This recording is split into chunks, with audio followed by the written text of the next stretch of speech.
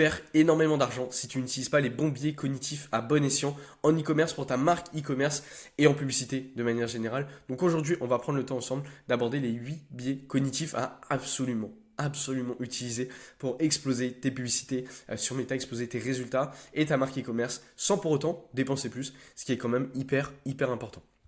Avant de commencer, petit disclaimer, le premier lien de la description te permettra de recevoir 50 créas top performance totalement offertes. Il n'y a pas de mauvaise surprise, rien du tout. Voilà, encore une fois, 50 créas top performance auxquels tu peux accéder gratuitement. Et pareil, un audit ads qui est totalement offert auquel tu peux accéder dans le deuxième lien de la description cette fois.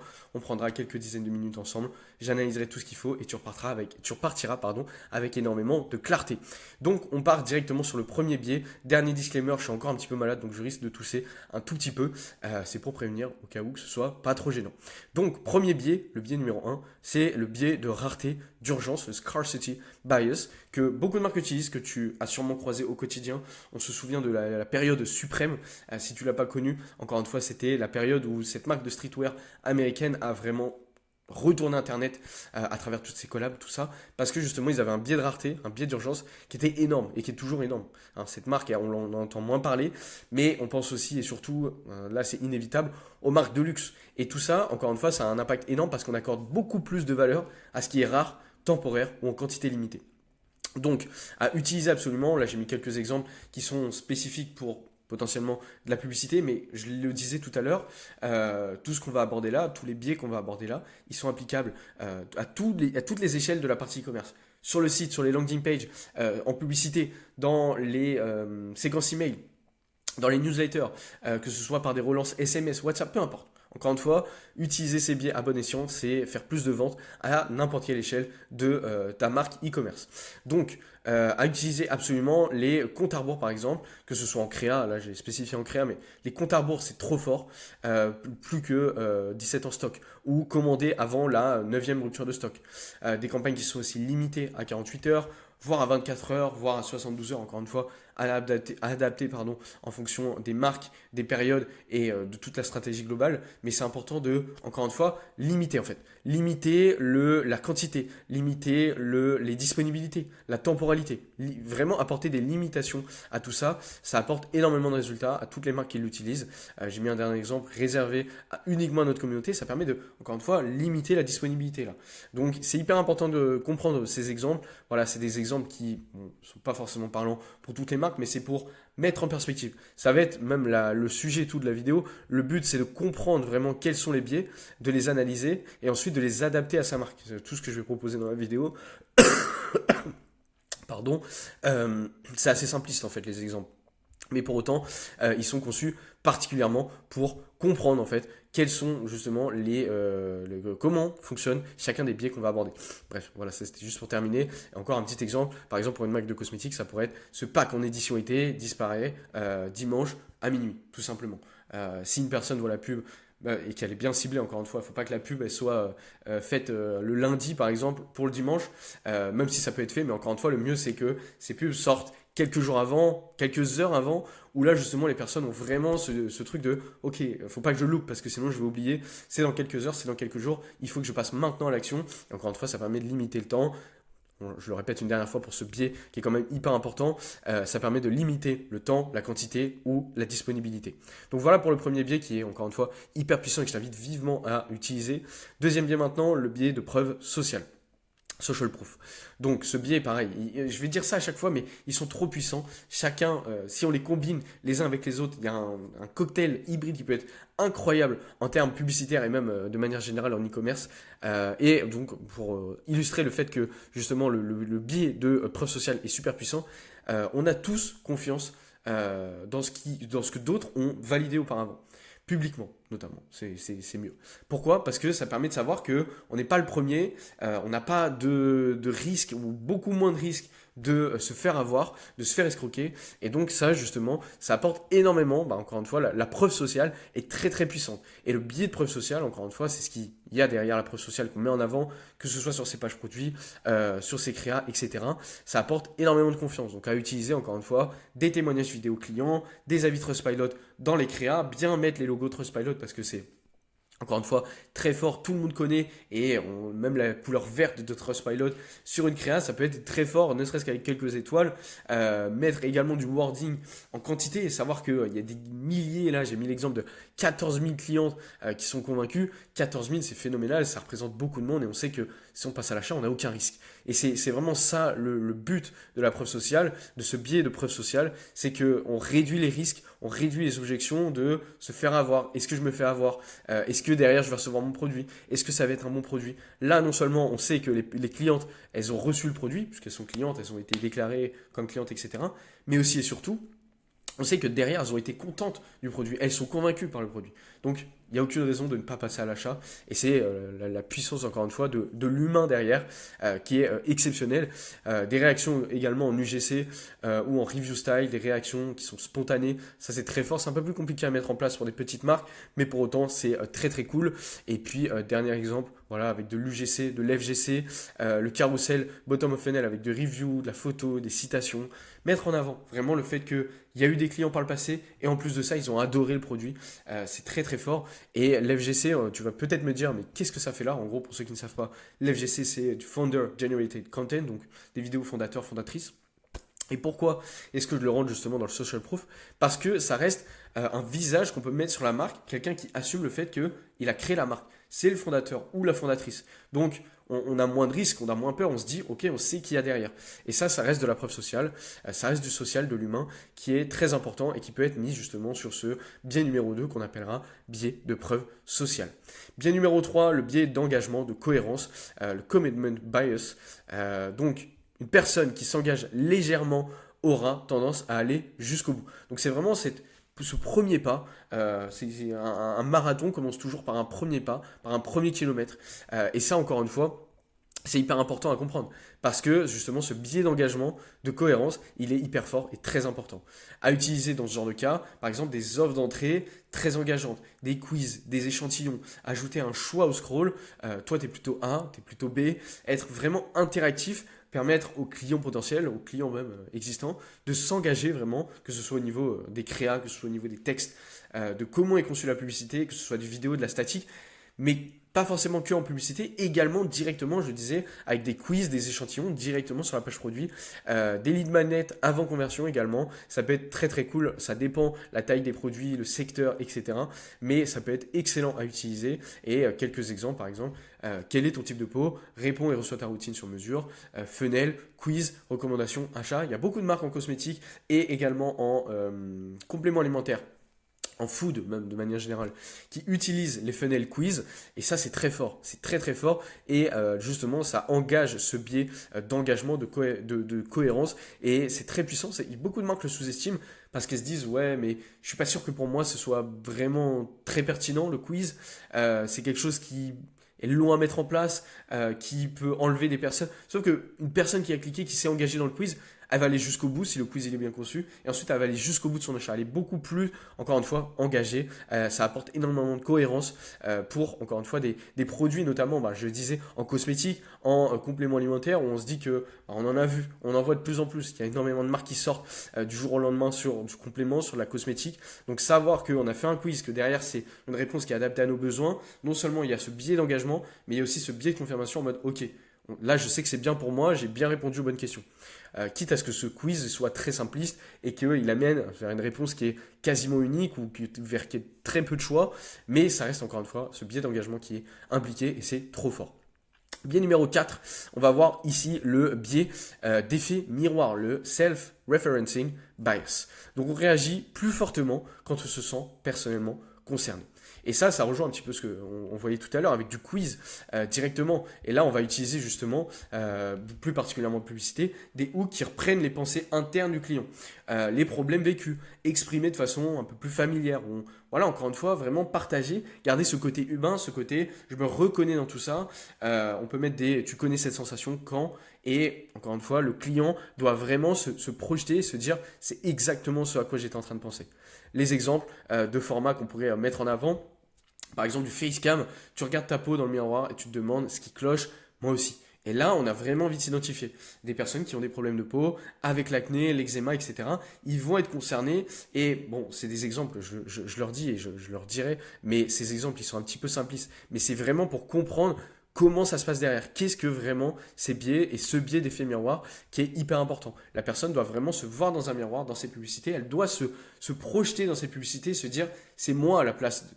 Inconsciemment, elle doit se projeter à la place de la personne qui est dans la publicité, que ce soit de la statique ou de la vidéo. C'est quand même plus simple en vidéo. Mais par exemple, voilà, passer 3 fois plus de temps, ça permet je me suis un peu perdu dans les textes, mais justement ce biais, il permet aux personnes de passer 3 fois plus de temps sur la publicité. Il y a 3 fois plus de temps moyen passé, voilà, sur la pub, plutôt que sur des pubs qui sont plus génériques, avec des hooks qui sont peut-être très actifs, très hook stop scroller, mais qui ne sont pas orientés vers de la conversion, qui ne sont pas orientés vers, encore une fois, cet effet miroir qui est hyper puissant. Et une fois qu'une personne est, encore une fois, bien rentrée dans la vidéo, elle est bien ancrée, que la vidéo est bien rédigée, on arrive dans ce biais d'engagement où elle va aller au bout de la vidéo, puis ensuite elle va aller au bout peut-être du quiz, puis au bout justement du processus de paiement et convertir beaucoup plus facilement.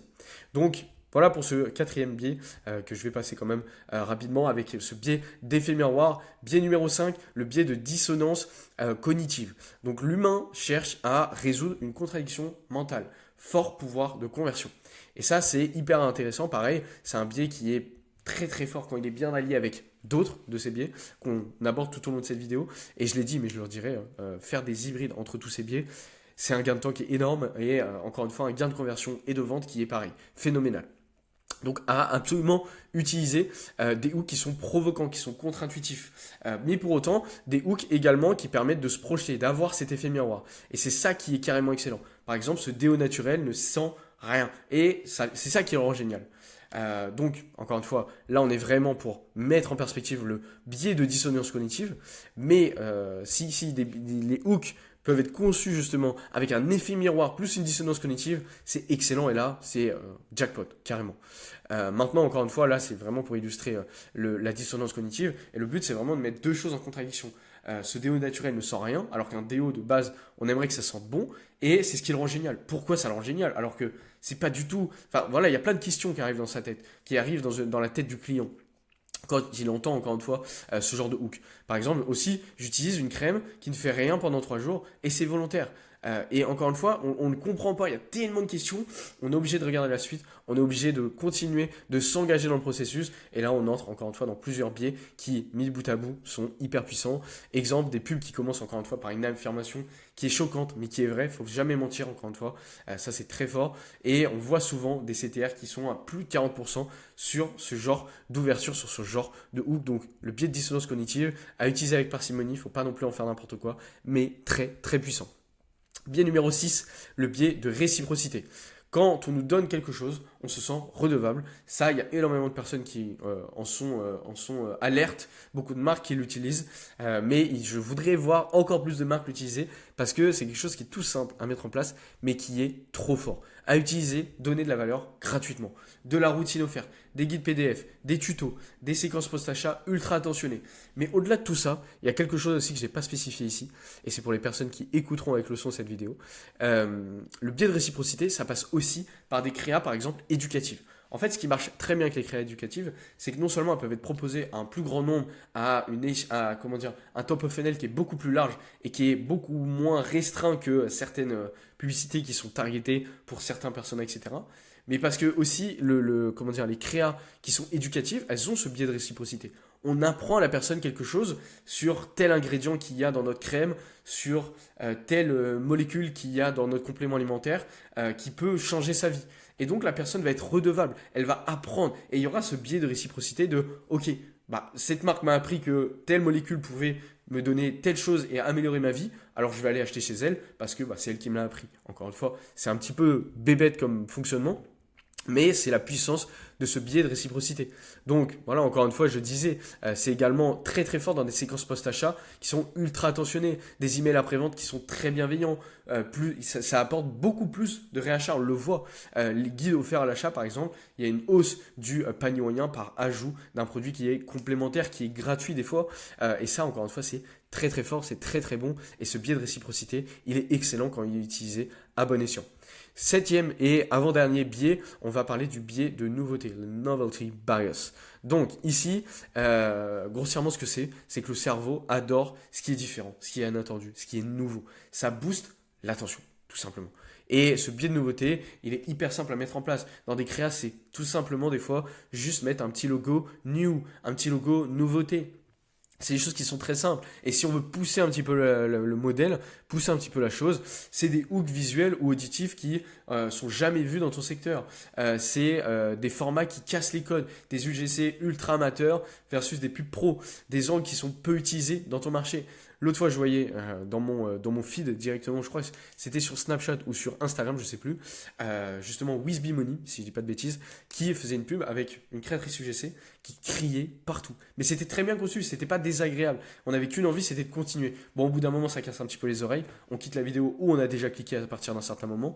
Mais encore une fois, ce biais de nouveauté de j'ai jamais vu ce format, on a envie de cliquer, on a envie d'aller découvrir. Et encore une fois, c'est tout ça ce qui fait la différence. Et ce que notre cerveau adore, c'est quand c'est différent, quand il y a de l'inattendu, du nouveau. Et c'est ce qui pousse l'attention, je l'ai déjà dit, mais je le redis.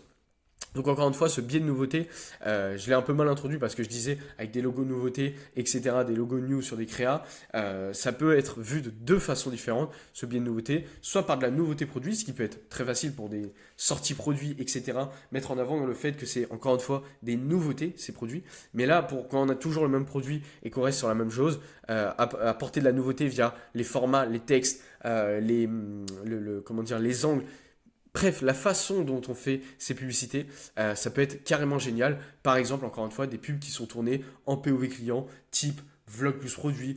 Ça augmente carrément le stop scroll rate, pardon, parce que justement, le stop scroll rate, bref, je sais plus, j'ai dû inverser les mots. Mais tout ça pour dire qu'encore une fois, ce biais de nouveauté, peu importe la façon dont il est fait, il faut comprendre derrière ce qu'il y a, comme pour tous les biais d'ailleurs. Mais ça peut être excellent s'il est bien maîtrisé et ça peut apporter énormément de ventes et carrément beaucoup plus de conversion. Et on termine évidemment par le dernier biais, le biais numéro 8, qui est le biais d'ancrage, que tu as peut-être entendu de près ou de loin, l'anchoring bias, et qui est très très fort parce que la première info reçue conditionne notre perception du reste. C'est aussi simple que ça. Et en fait, vraiment, si on devait résumer tous ces biais, c'est que ça se passe pour la plupart très très rapidement dans la perception d'un client. Quand on parlait tout à l'heure, je vais le retrouver, du biais d'engagement, le biais d'engagement, le biais d'effet miroir, le biais de dissonance cognitive, le biais d'ancrage. Tout ça, encore une fois, c'est des biais qui se passent pendant les premières minutes d'une publicité, les premières secondes, pardon, d'une publicité, que ce soit vidéo, statique, peu importe, c'est à travers la première impression. Et ce biais d'ancrage, vraiment, c'est celui qui insiste le plus sur ça. C'est, encore une fois, la première info reçue conditionne notre perception du reste. Donc, à utiliser, justement, mettre un prix de référence élevé avant de présenter ton offre. Ce produit pourrait valoir 89 euros, mais il est qu'à 39 euros aujourd'hui. Donc, évidemment, on va y aller directement. Mettre un comparatif avec des marques premium, ça c'est du versus, du Hearst versus Them. En général, on met sur ce genre de format, on a un tarif qui est plus avantageux que la concurrence pour des meilleures caractéristiques, etc. Et c'est ça, encore une fois, ce biais d'ancrage-là qui est hyper important.